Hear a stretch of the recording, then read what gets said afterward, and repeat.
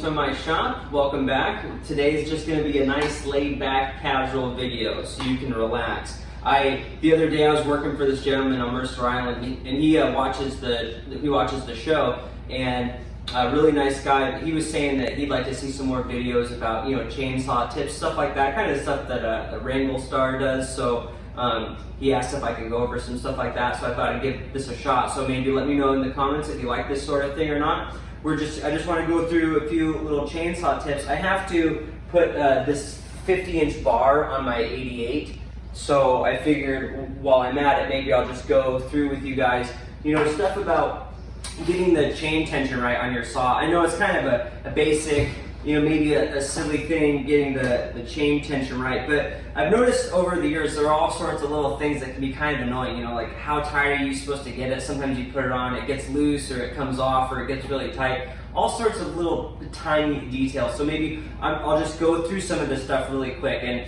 you know, maybe you know this stuff, maybe you'll pick up a few things, but I think we'll have a good time going over it. So first things first, I got my 462. I'm gonna take the bar and chain off for starters, and then we'll go from there.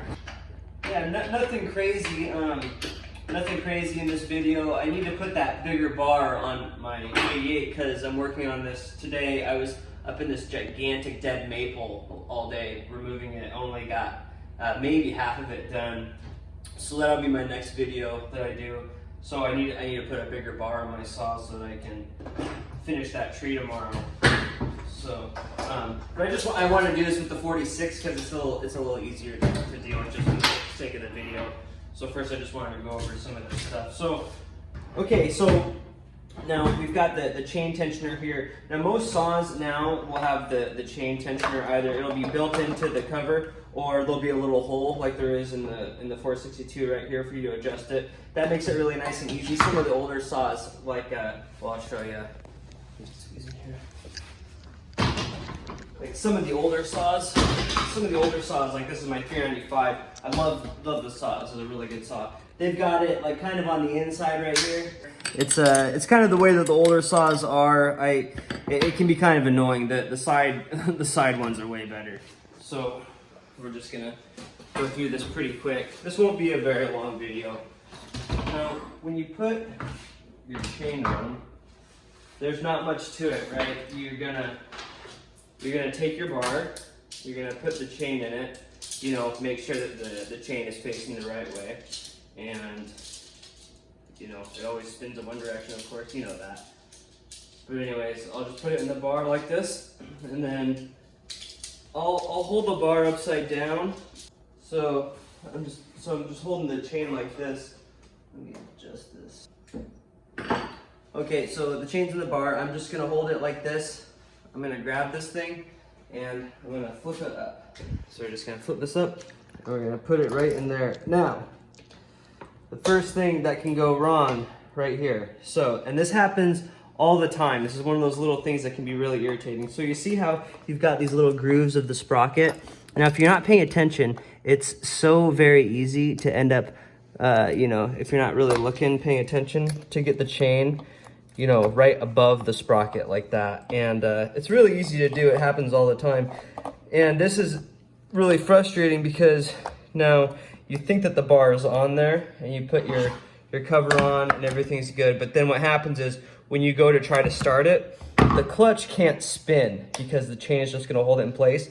And when you go to start it, it's gonna feel as though like your motor's seized. You're gonna feel a whole bunch of resistance. So that's like the first thing to look for that can go wrong. So we make sure that it's, you know, it's in the grooves like that. So that was the first thing that can go wrong when you're putting the chain on, is you can get it in the wrong spot. The second thing, and this happens all the time, is that you get the saw, you know, you get it right there, and then the guys, you know, they put the cover on and they tighten this thing down, and then they go to adjust the chain. Well, the problem is the way that the chain tensioner works on these things is this peg on the body of the saw runs up and it wedges inside the bar here.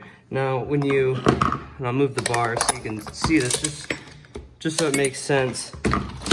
When you're adjusting this thing, you're sliding. You see this little peg? You see how it's sliding forward?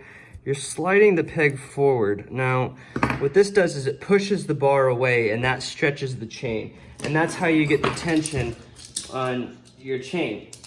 And the problem is, a lot of times, guys will either go to adjust the tension on their chain and they will, they'll tighten the clutch cover down. Now, when we tighten the clutch cover down, the way that the clutch cover works is that when you tighten this, basically it just pins it down to the body of the chainsaw. So, you know, usually when we adjust our chain, we'll just put the cover on, you know, and just do this a few times just to kind of get it on there. And now, you see, we can, and if I go like this, then you can see all the slack in the chain. And I know that it's in the sprocket because I can spin it, you know, so I can feel that it's in the sprocket. Okay, so you see, as I turn this, what all it's doing, it's not necessarily tightening the chain, it's pushing the bar and shoving it into the chain. And that's where I get my chain tension. Now, if you tighten this, this basically clamps the bar into the power head so that the bar can't slide forward. So if you've got if you have a loose chain, that's why it's important that you loosen this cover before you adjust the tension of the bar. And I only say that because I've seen it many times. People are getting frustrated, they're trying to tighten the chain. Well, you can't slide the bar back and forth if this thing is tight. So then that brings me into the third thing that I can think of that often gets people messed up. Now, you see right here, the chainsaw is, you see all this slack right here? I can lift this thing all over the place. You see all that play right there? All that jiggle? Now, we gotta get that out of here, and there are two reasons for that. So, the saw is engineered so you've got your felling sights right here, right? And got them right here. This line right here, and that's the direction of that the tree is gonna fall. Now, if the bar is down like this versus up like this, you know, that's a couple inches at the tip that displaces it. So this saw is engineered with it in mind that the bar will be in the upright position. So if you're trying to fall stuff and it's not landing exactly where you want, it might be just so simple as that the bar is like this and it needs to be up like this when you tighten it down. So there are two ways to do that. Either you can come over here and you can, you know, tighten it just holding it up, you know, and then you can just tighten it down while you're holding it. And you know, just get the front bar nut tight. You don't need to go back and forth 1,000 times. Just get the front one tight. And then once the front one's tight, you can just spin this, you know, 95% of the way. And then, you know, by hand, and then you just do like a crank down. That'll save you like a couple minutes of frustration. That's the first way you can do it. The other way you can do it, and the way I usually do it, is I just, you know, say, I want to tighten the bar and I want to get the slack out of it. What you can do, you know, so see we got all that jiggly slack, is when you tighten it, you can just put it on the table upside down so the chain brake is off, because the chain brake will grab it. And then now gravity is pushing the bar down, so I know it's exactly where it needs to be. And then I'll tighten the bar nuts like that. And that is how you make sure. Oh, no, the second reason, I mentioned the felling sight thing, but the other reason that you want the bar in the upright position is because then you'll be all the less likely to cut into dirt. If you're on level ground and you're cutting straight down and the bar is slightly oriented in an upward position, then it won't be as likely to hit the dirt if you're on flat ground. So that's why you really want to get the slack out of the chainsaw. You want to lift that bar up. So how tight should the chain be? I don't really know. The rule of thumb is that works pretty well is you want to see about the bottom. These things right here are called your drive links, and when you pull up, you want to see about the bottom of 3 of these, where, you know, you can see the bottom of, you know, like 10 right here, because I wasn't really paying attention. So this isn't really tight enough. This is tight enough to operate. You know, it doesn't need to be crazy tight. Basically what happens is the tighter you get the chain, the harder the engine has to work, and the more heat that will build up in the bar. So It's better for the bar and for the engine to run your chain a little loose. The downside is that it's more likely to fall off when you're running it. So I like to, get my chains a little tighter than that. So, all I gotta do now is I just crack the nuts, I just break them. And I don't know if you saw the bar drop down there. And, I'll do a little more. You kind of have to get a feel for it. And the longer bars, there's more give, and you kind of just get a feel for it. I think that's pretty good. So I'm just gonna lift that bar up like that. I guess this is the third way you can get the slack out of it. And this thing's good. And we're pretty much there. I pretty much talked about everything I wanted to talk about. But if you take nothing else from this video, take this one piece of advice. Actually, I can think of a couple more things to talk about. So, so say you're in the shop or your garage, you get this all set up. Fire the saw up and make sure that the chain spins before you go and put it in the work truck or before you go, hiking into the woods or something. Because I've been in this situation, like I've been up in a tree, the ground guys give me a saw, I go to start it and the chain falls off because it wasn't put on quite properly. So before you do anything, make sure that the chain's on by starting it and spinning the chain. So I'm just gonna do that real quick. Hope it doesn't wake up the kids. Let's get a look.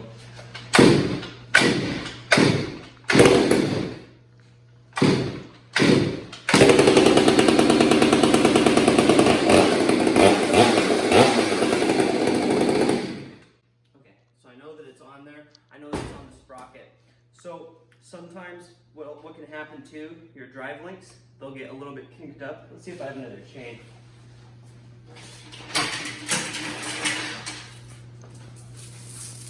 Look at this mess.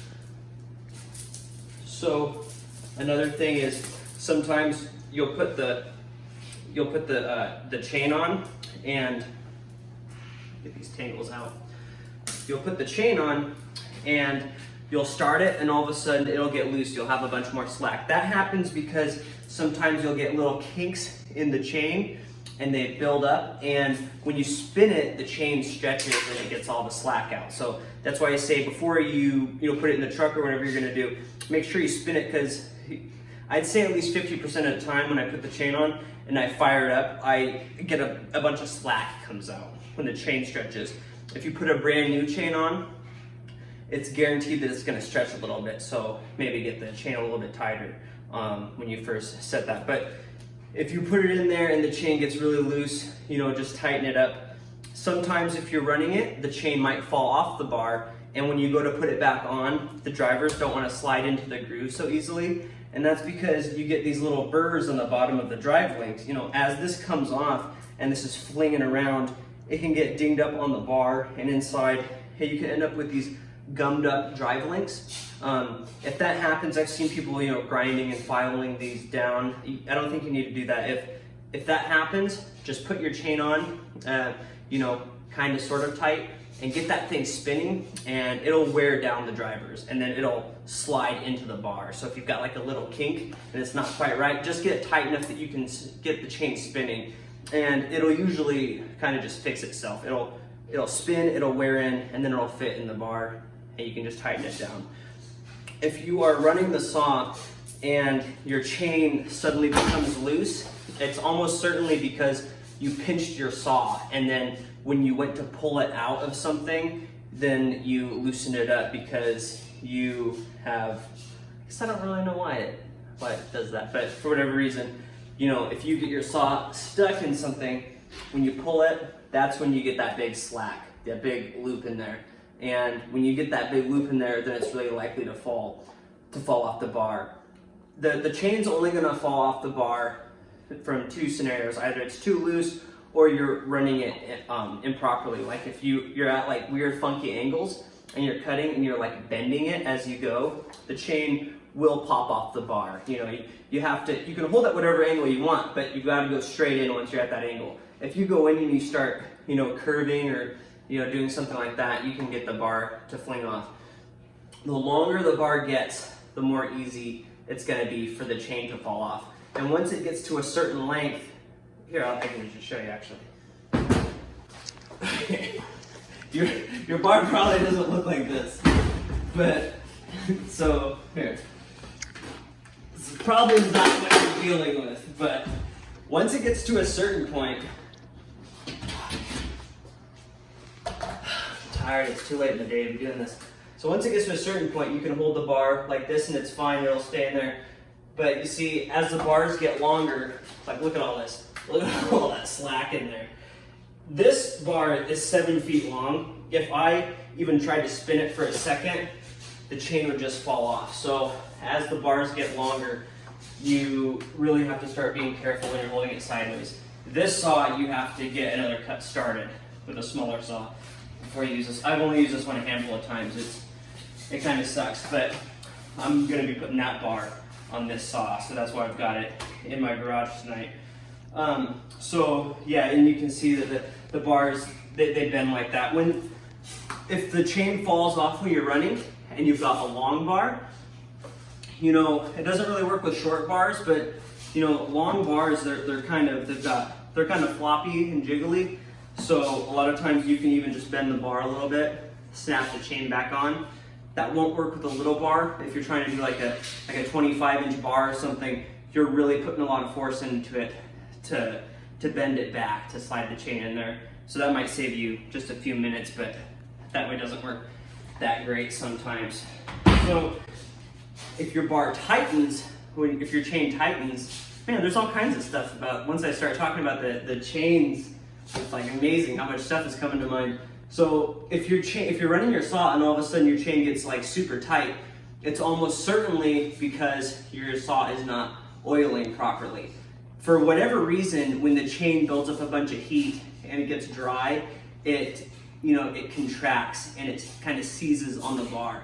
I don't know why it does that. In my head, when something gets hotter, you'd think it would expand, but for whatever reason, chainsaw chain, if you don't have oil on it, it's seized up because your chainsaw isn't oiling. Usually, saws have an oiler. Yeah, so there's oilers right here. Usually, I just turn it up all the way. I don't see why you would want less oil in any application. I figure more oil, more better all the time. So crank that baby up. If your saw isn't oiling, it might just be a plugged oil filter. You can pull that out of here, blow it out with the air compressor. It might be as simple as it's just a little bit gummed up on the inside. You can put saw gas, like 2-stroke, in the oil container. It won't hurt anything. And you can run your saw just with your mixed fuel in both of these. And that fuel, being a thinner viscosity, it'll clean out the system a little bit.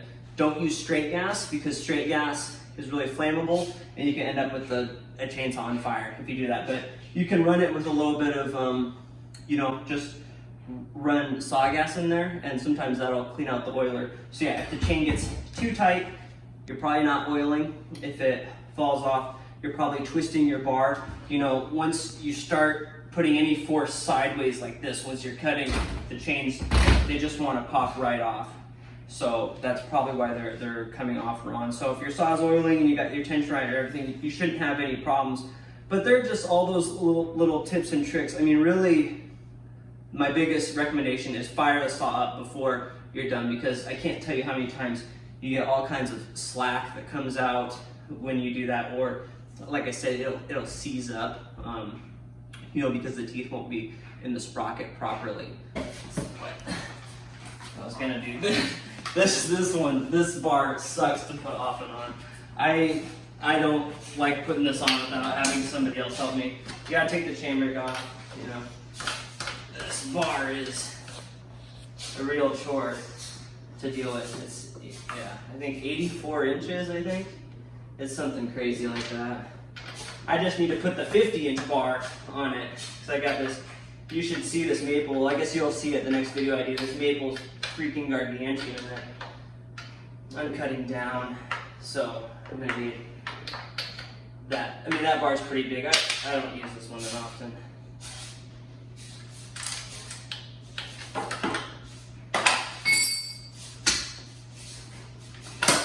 Take that off.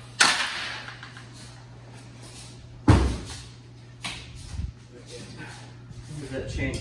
So I'm gonna throw this on. This has a little oiler port on it. So I grab my grease squishy.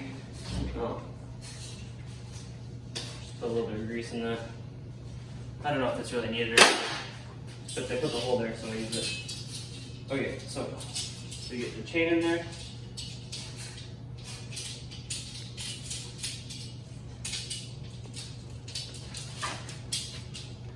Never thought I'd have so much to say about tightening the chains. Hopefully you guys are still here. I haven't bored you to death talking about how to put the chainsaw chain on.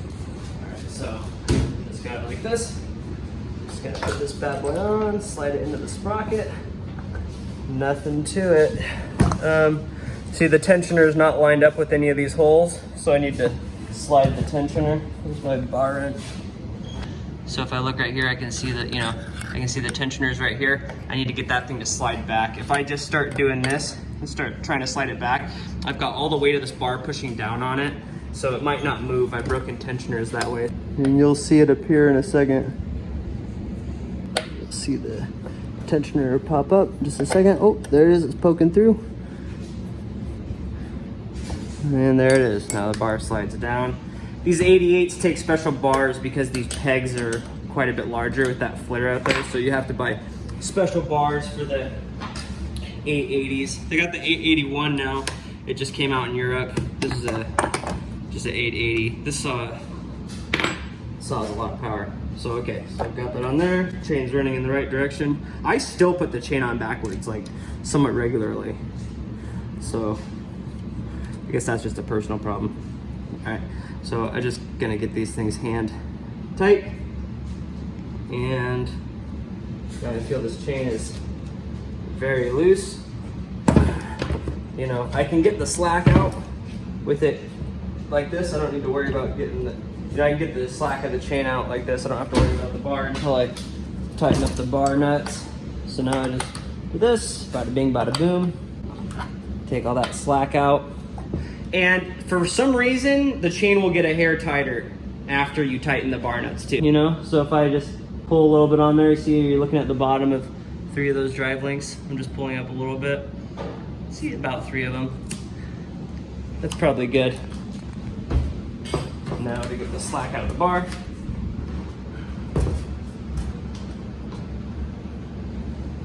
I'm gonna just hold it upside down, like that. That way the tip of the bar goes down. Get these nuts tightened up.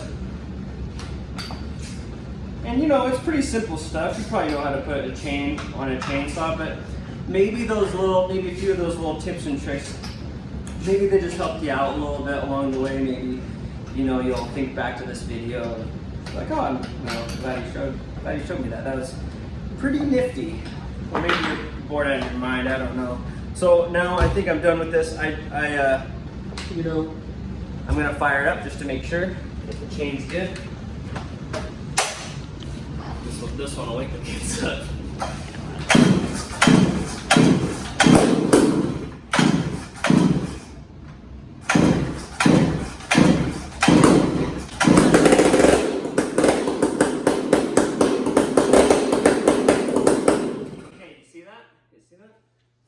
That means I had a kink in the chain, and just spinning it in the sprocket like that, exposed that kink. It stretched it out. It looked perfectly great to me before.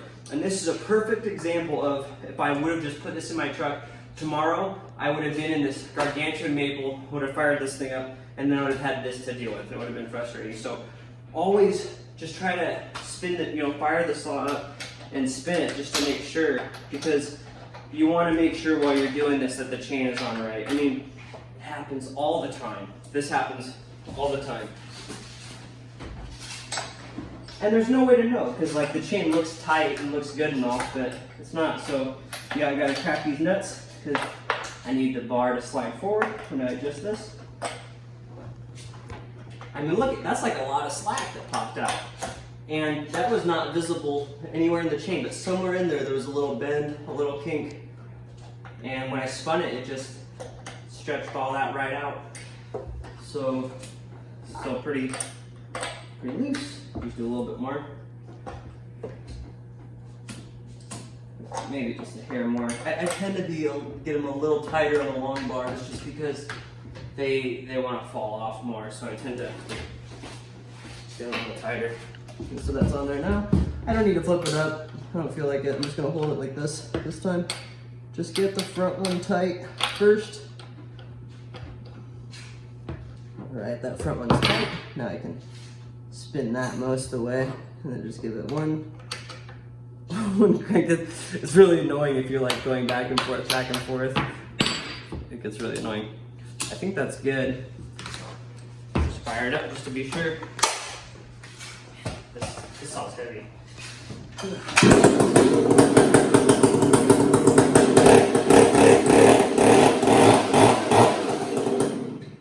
thing is so loud. I can feel it in my bones, in my ear bones. So I'm not wearing hearing protection. It's crazy. So I think that's about it. I can't think of anything else. That was probably more than enough as far as getting a chain, getting a chain tight on your saw. So let me know in the comments, was that just like way too nerdy? Did you enjoy that? Did you learn anything? Let me know, because maybe these tree jobs that I do videos on, they take me a really long time. I know I get a lot of comments, people want me to upload like more and more, but these job videos that I do, they take a long time to put together, to edit. So I can only put up videos so fast, but stuff like this is pretty simple to put forward. Did you like that video? Did you like me explaining that? Was that helpful? Because maybe I could do more stuff like that, little tips and tricks with the chainsaws just here and there, if people like seeing stuff like that. So let me know in the comments. Let me know if there's anything that I missed as far as getting the chain, the right tension goes. I think I covered about everything. I feel like that was probably more than enough information on that subject. But you do this for I've been doing this for about 10 years, and it's just crazy all the little tiny things that you pick up along the way.